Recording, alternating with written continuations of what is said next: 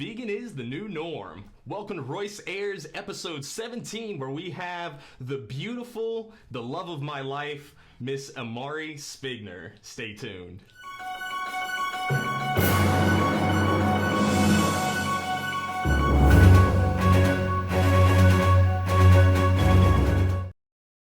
Hello everybody, thank you so much for tuning in. I hope you're having a fantastic Tuesday. I know I'm having a good fantastic Tuesday, mainly because I live by the mantra that health is wealth. And I hear that come from a lot of other people in society today, but I think they only look at the physical part about it. Because yes, you want to be healthy to be able to go out and run and exercise and all that good stuff, but you also want to take into consideration your mental health, your emotional health, and even your spiritual health, because they all have the same thing to do with you just growing as a human being and being able to be the most productive, awesome person that you know that you can and should be. Whenever you're feeling a little bit unmotivated, sometimes it's harder to get out of bed. We've all been there, especially for those of us on the entrepreneurial status. You have to become your own boss. If you're ever feeling a little bit unbalanced, check those areas too and make sure that you are healthy in them as well. One thing that I like to do is I like to expand my vocabulary. So today's word of the day is ubiquitous. And ubiquitous just means present everywhere or appearing everywhere. So I guess a good way to explain that in a sentence: in 2040, I believe that vegans will be ubiquitous in the United States. You see what I did there? Yeah. Well, yes, ubiquitous. If you hear the word, if you hear us say it, put a little like or put a heart button, and also be sure to use it in comments whenever you're interacting with us, because this is a interactive talk show and we want to be able to communicate with you all. And for every time that you do use ubiquitous in a comment, later we'll go down and put it in a drawing to win free tickets to our backyard vegan barbecue that's happening May 26th. So exciting stuff. In fact, we were shopping yesterday for some things to have at the vegan backyard barbecue, and in line, this one guy, he turns around and he says, "Hey man, what if one day that those sex robots, somebody can reprogram them and they can be used to kill or murder you?" And I said, "Bro, how's that any different from a wife?" Speaking of wives, hello, my beautiful fiance, Miss Imari Denise Spigner. Hi, Royce. How the heck are you? I am so good. You know that I would actually give you a kiss right now, but you have a whole bunch of lipstick on. Yes, I do. So I feel like you do that on purpose. I don't. I just have to look as nice as you always do. So. But you do it so easily, so I don't understand. I think we both do it very easily. Wow. Well, Imari, I'm really happy that you could take some time out of your schedule to come here and be with your wonderful, fantastic, God-given fiance today. Hallelujah. Yes. I have a question for you, Imari. Yes. Are you vegan yet? I'm vegan. Are you vegan yet? I'm vegan. Are you vegan, though? Don't worry about answering that right now. Miss Imari, we have about 16 people online watching with us right now. This is the most we've had on any stream so far. So congratulations on being a popular lady. Thanks. Has it always been that way for you? No, it hasn't. Well, tell us a little bit about yourself, Imari. My name's Imari. I am 25 years old, and I am a runway model. So now I have lots of friends because I go to a bunch of different events where you're kind of part of the team, so you're the star of the show. And since I became vegan as well, not to plug that in there, but a lot of my friends in the Orlando community are vegan, and they have a lot of events where we all get together and kind of fellowship together. So I've been finding myself meeting all types of new, wonderful, interesting, creative people, which was very different from middle school for me and high school when I first started to get friends in drama clubs. So shout out to Troop 5115. Y'all always had me. I appreciate it. Did you just say y'all? Yes. Do you remember whenever we did the word of the day and we're trying to keep on bettering our vocabulary? Y'all is a contraction of you all. They all contraction, had me. also contraception, okay? Deception, contraception. So don't do it, okay? All right. So, Imari, wow, yeah, you got quite a bit of interaction going on right now. Stacy, can you reprogram one to go shopping for you? Do you think that maybe one day... The sex bots? Yeah, that they could be reprogrammed. I feel like they would just bring like a lot of cucumbers home. Wow. Like weird stuff. So I wouldn't recommend it, but you know, it's possible. Anything's possible with technology nowadays. Well, I like cucumbers, so I would love for mine to go and get me some cucumbers. Hint, hint. All right, but yeah, Maury, so let's tell everybody about how we met, okay? Because we have a very interesting story that people like to hear, and we couldn't have wrote it any better. But our perspectives on it are a little bit different, folks. This is where it is a little bit different. Tell them your side first, and then I'll tell them the truth. Okay, well, my side was #It'sATrap. I actually met you because I went to Vinyl Arts Bar, which I later found out was the last show that you were supposed to be emceeing in town that weekend. And I went to support my friend Matt, who also is known as Menlo Black, and he's part of Crescent Moon. I wanted to see him before he left to go to New York, so I decided to make time to come out and hang out. And I also had just gotten back from New York. I was going through a transitional period in my life where I decided I had just gotten out of a relationship the year before, and I was doing my own thing, and I wanted to make more friends of my own and kind of put myself out there. So I found myself going out to open mic events, which was what you were hosting. Mm-hmm. And I really just went to see Matt and say my goodbyes, but there was an incident where one of my friends locked his keys in his car, so we all ended up hanging in the back room and drinking, and you came into the back room to play a game and get some crowd interaction, and I decided to play the game so that I could win the free drink, which I did not know at that point. I was setting the game board for what became our relationship. I played the first game. I believe there was a second game as well, and the third game, you asked me to volunteer to help raise the vibrations of the room. Before we actually you continue with that part, Mr. Constant, can you roll that for everybody to watch? This is what happened. Show them how it really went down. Is kiss the host on the cheek. And we're going to have the lovely Miss Imari come on up. Everybody make some noise for Imari.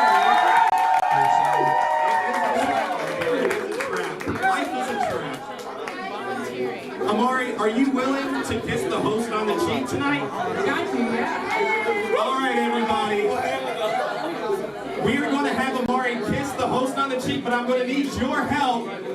We are going to start the countdown, okay? So start the countdown from 5, 4, 3, 2, 1.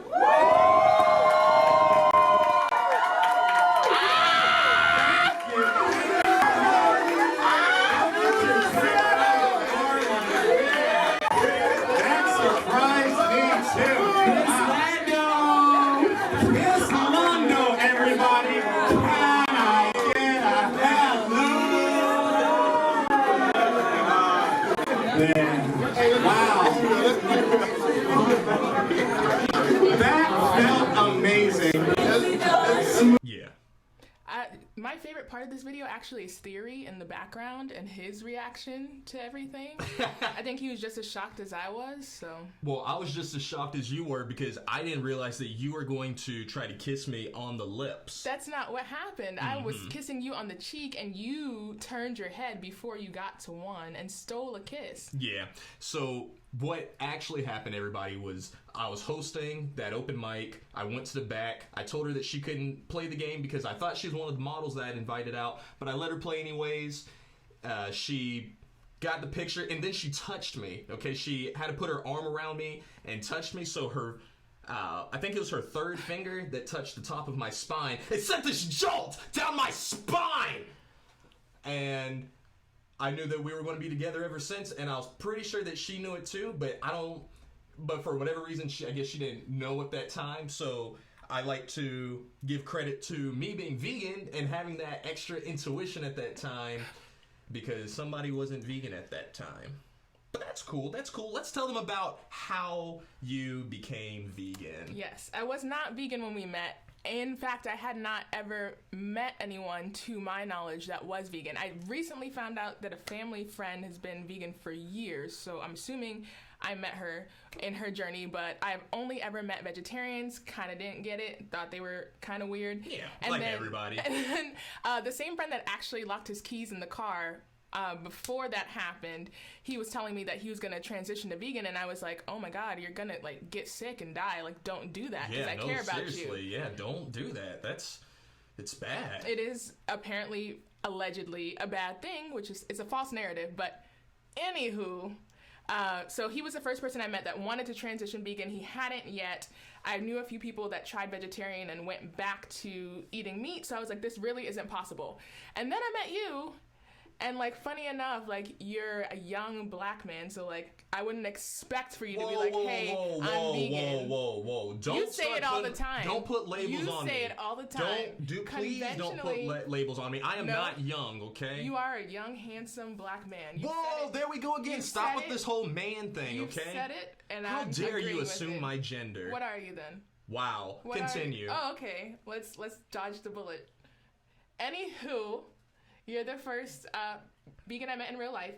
We had spent like a week together on vacation, and I knew that you couldn't eat a majority of the things that I was consuming. I don't like saying vegans can't eat. You choose not to eat the things that I was consuming at that time, and I was able to, without confliction to my morals, eat everything that you ate. So I was open to trying your food for that entire week, and it was good, and it was easy, and I didn't get sick, and I didn't die. Wow, surprisingly enough, and then 1 year later, here you are. Yeah. I'm glad that you're here with us. That is beautiful. Okay? Okay.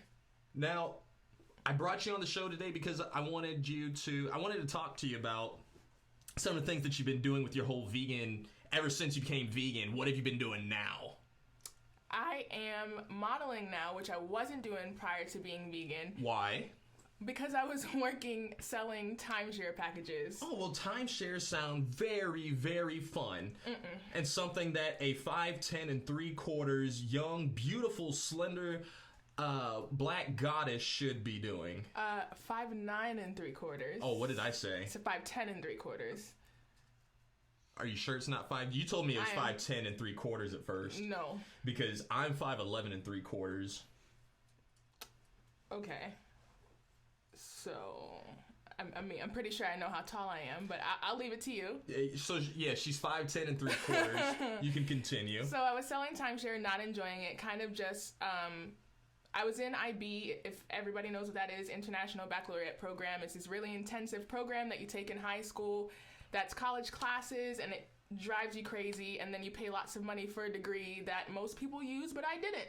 And so I went into sales as a means to make quicker money, but I was really getting lost in that stereotypical, you work in a cubicle, you have your little box, it's gray, you stick up pictures of your family to try to stay happy. You fit in a cubicle? Yes, I did fit in a cubicle. Wow. It's a very pretty cubicle for what it was, but it was still a box, and I had to get out of the box. So a year ago from this month, I started getting into modeling, and then a couple months later, you and I kind of combined our talents, you being an MC, me being a model, and created NOOR 17, which is our vegan modeling and talent network. It combines both of our talents and brings in even all of our friends that are in entertainment and artists. So for sure, that's kind of where that's my passion project at the moment, NOOR 17, and all the events and mixers that we throw, and the big fashion show that's coming up in November. Exactly. Miss Ashley said, Royce, how long have you been vegan? So briefly, I've been vegan for 2.5 years now, and I started because of spirituality. And yeah, NOOR 17. Mm-hmm. That's what you do? That's what I do. We throw different networking events and mixers, and then we do fun stuff like the fashion show, which is not necessarily a networking event, but it really, what we have, the term that we've coined that we're now using is compassion meets fashion. So compassion meets fashion? Whoa. So you mean to tell me that the modern day fashion industry isn't compassionate? it may think it's compassionate, but the fact that a lot of fashion, not all fashion, but a lot of fashion does involve commodifying animals for things like fur or silk. Even like not fashion related, but like I just found out that there's only one brand of tires that doesn't have animal products in it. Like people just, the Dominion thing, I don't really understand it anymore. Even before I was vegan, like I didn't get the message behind vegans, but to me it never made sense to oppress or manipulate anything for your own personal benefit. Everything should be cooperative and compassionate. True. So, where do you see yourself with this whole NOOR 17 thing, like 3 years from now? Where I see myself every day, Royce. Planning to take over the world! Just kidding. With NOOR 17, I would like to see vegan become the new normal. I would like for it not to be a weird thing. I would like for it to be mainstream, but not in the sense that it's a fad that's going to fall off, but something that everyone's interested in. Like now everyone, well, not particularly now, but because of social media, we can all share. A lot of people are trying to become more spiritually conscious. It's kind of like that's the wave at the moment. Everybody wants to be enlightened, get information, seek the truth. I want people to be as enthusiastic about taking care of themselves, like health-wise and spiritual-wise, because health is wealth, but also being compassionate to other living beings that are also here with us. True. You said something really interesting to me yesterday about there's different people that come to us all the time with the positions that we're in, that being vegan, the whole vegan lifestyle, is nothing more than a religion or a cult. Mm-hmm. How would you address somebody that comes to you about that? I don't believe that veganism is a religion because we don't worship anyone or anything. I don't think being considerate and caring about other things around you and having that legitimate universal message of love would be a religion, because there's no idol there. But it is a core set of beliefs, so it is still a belief system for at least the people that identify with the label vegan, because you can be plant-based and not be spiritual at all. You could just want to maintain your health and you still wear leather or buy things that have animal products for cosmetic reasons. Then I wouldn't really label you as a vegan. You might be health conscious, you might be plant-based, but if you're saying that you are vegan, you are kind of identifying with a set of morals that you abide by.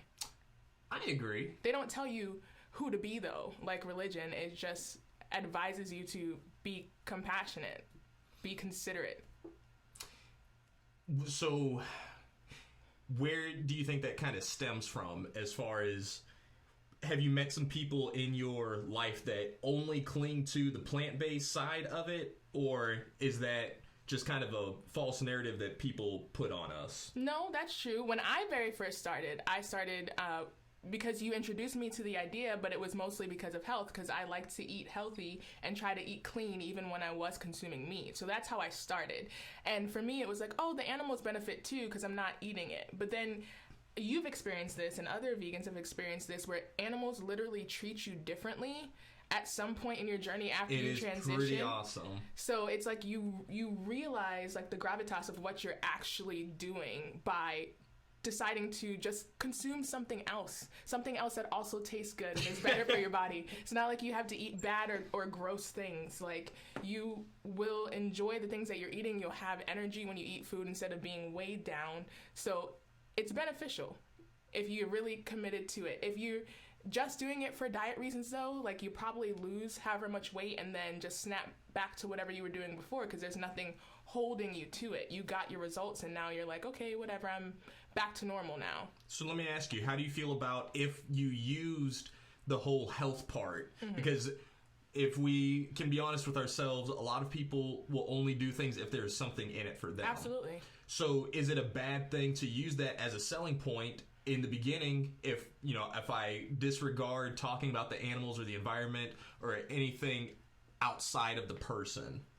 I think that it isn't my favorite approach, but it can be the best approach, because human nature is to be very selfish. And we live in a generation where people put themselves above anything else and anyone else. So if they can't begin to see outside themselves, they're definitely not going to see compassion for an animal in which they don't identify or relate to the same way they do as a person. So if they don't care about other people, if they only care about themselves, they're really not going to care about an animal that they don't see as like a sentient being. They just think it's a pet or something in the wild that's running around that needs to be told what to do or how to behave. I like it. We're going to move on because I know that you and I can talk about being vegan. Yes, forever and ever. I want to kind of just talk about, you saw the video that I tagged you in? Yeah. I actually wanted to steal the credit. You tagged me in it about what Steve Harvey had said about vegans to his children. Have you all seen the video? Oh, yeah, that's right. You're not here physically in the room with us, so you can't respond back. I do hope that, you can type it out and let us know if you got to see the video that he addressed about, well, my kids, your meat-loving daddy, which, by the way, for a man that practices and talks about being a good, godly Christian, you could have used a better choice of words. We won't go there today. But, yeah, how did you feel about his video? I like Steve Harvey. I do. I think he's funny, and he's a nice guy. But that video just made me feel really weird, particularly the part he was talking about, I got meat in my kitchen. I got meat in my freezer. This man said, I got meat on the way. So, I got meat on the way. I put milk. No, because that's the part that made me upset. Where you were going just now. Okay, so he was talking about all the meat that he has and how he basically doesn't care. He's going to do whatever he wants. He's a grown man. But he took it a step further to say, I'll put meat in your baby's formula when you're not looking. And your mom, she did not say that exact thing, but there was a conversation about, if you bring your kids to my house and I'm taking care of them, they're going to eat what I feed them. And it was like, yeah, that's where it kind of draws the line. And that's why I wanted to do this whole video and just kind of, address Steve. Look, listen, Steve, I like you as a person. I think you're cool. I've never actually met you, so I only can base this off of all the media that you put out. So thank you for being an inspiration to young black men everywhere. I have modeled my life and career off of some of the things that you have said. But whenever you say things that are holding us back as a society from progressing and evolving, that's whenever it becomes a problem, okay? There's probably a very good reason, I know there's a very good reason, that your kids are bringing up the whole vegan lifestyle to you. And I would hope that as a man who always encourages growth and just being the best you that you could be, that you would take into consideration some of the things that they tell you. And I say this because I am addressing my parents as well. They are the same way. And it's kind of a trend that goes along, and I get it. Whenever you hear a new idea from your kids, you brought us into the world. So yeah, it might be a little bit difficult to digest it, but I highly encourage that you do. Because whenever you're long gone and my grandchildren are now inhabiting the earth, I don't want to have to explain to them that the world is in chaos and that it's extremely dirty in the oceans and everywhere, all because people were addicted to animal products. It's not a good narrative, and please be on the correct side of history. I'm sorry, Imari, I had to get that out. Woo! Preach! Look, thus saith the Lord. Cool beans? Yeah. Yeah, so we went over that pretty well, right? Mm-hmm. Was there anything else that I was missing? Was there anything extra that you wanted to say to Captain Harvey? No. I mean, you pretty much covered it. Respect other people's decisions. Yes. The same thing that people say they don't want vegans, shoving veganism down their throat. You can tell me you eat meat, but don't sit there and threaten to, go against my morals and what I'm teaching my kids. Yeah, that goes back to the that. veganism is a religion thing. That. It's not a religion, but this is what I raise my children to believe, and you're, disregarding that and saying, not only are you saying, don't listen to your parents because I know what's better for you, but, you're kind of disrupting the relationship, the trust that I built, the reasons that I instilled the values into those children. I want them to understand and make their own decision, and I'm pretty sure if they're raised with the information that we give them, their decision is going to be to choose to be vegan. I feel like the first time that somebody presents our children meet will just be a hilarious. It's going to be absolutely. They're going to look at you and just like, you want me to eat that? I don't know. Hopefully by the time that comes around, that our vegan numbers right now, we're about like 5 to 6% population wise. Here in the U.S., we should be about a good 30% by then. Next year. Just next kidding. Year? We got a little Yikes. while. We got a little while. Speaking of relationships in 2018, how do you feel about relationships? Just coming from your perspective. Also want to mention before we start this conversation that I am actually the first black guy that Imari Spigner has ever dated. Why do you think that is? Life. That's just who. Life. Yeah, that's just in my experience growing up, especially when I was younger. I did not feel like I got that much male attention in general, but as I did, That's odd. You haven't seen I would have been all You over can go you. on my Facebook and you won't find pictures like before 2014. So you won't really know until you know. But when I did start dating, in my experience, I was dating interracially. So I was dating Spanish guys. I was dating white guys also. And I know there's like that narrative that I don't necessarily agree with, but some people say if you date outside your race, it's because like you're lacking something within yourself or you're looking for something outside of yourself. I don't think that's true. I think everybody can love who they want to love, but I do think in my last relationship before you showed me that if you are going to date outside your race, you definitely each have to understand each other's background and human experience as the race that they are, because things are different. Even if we're all the same, like this system is set up to where some people that are more melanated aren't treated as well, and they have to go through bigger obstacles, and it can make some people bitter or feel differently about sensitive topics. So you can't always discuss that openly in an open relationship if the other person doesn't get it. Those very quickly become hot button topics.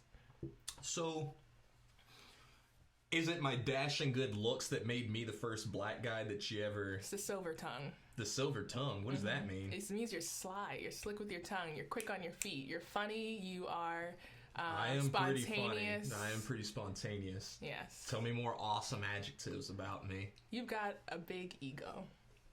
Such a big ego. I love his big ego. It's too much. Something. I don't really know pop culture music. I know this much about it. But yeah, so, I do think relationships are kind of like dead in 2018, though. Whoa, why? For the most part, I think that there are people in really healthy, strong relationships, but the message that's being pushed, like through the music and the media, is like, stay single, be a side chick, be a side guy, like, don't ever fall in love, hold your breath until your face turns purple, like that whole it's sad thing. A friend that we had over last night or the night before literally said, because he works in music, that they're turning down the love frequency. Intentionally to make people not love each other. Why do you feel that way? Because they can keep power. I feel as it kind of goes back into my first original message about making everything, make sure that all the aspects in your life, whether it's your health physically, mentally, spiritually, emotionally, making sure that those are all in check, and they're checking to make sure that yours is below the weather. Mm-hmm. Yeah. Along with even a lot of the foods that they push out. A lot of the different... There's a reason why there's so much extra money funding for us to get all these meat and dairy products, any animal products. It's just a nasty, sick, twisted game. Mm-hmm. How are we going to change this, Imari? One easy step would be to stop eating meat and dairy. To stop eating meat and dairy. My good friend Patrick Jenka said that Imari is speaking the truth. Aww. And that comes in terms of the relationship stuff that she gave. Wow. Imari, guess what time it is? 2:30. It is. Our show has flown by. Would you come back and ever consider being a guest on our show again? Absolutely. That is awesome. Next time, do you think that, maybe you won't put on lipstick so you can kiss me in the beginning? Only if the live studio armadillo is here. The live studio armadillo is here, okay?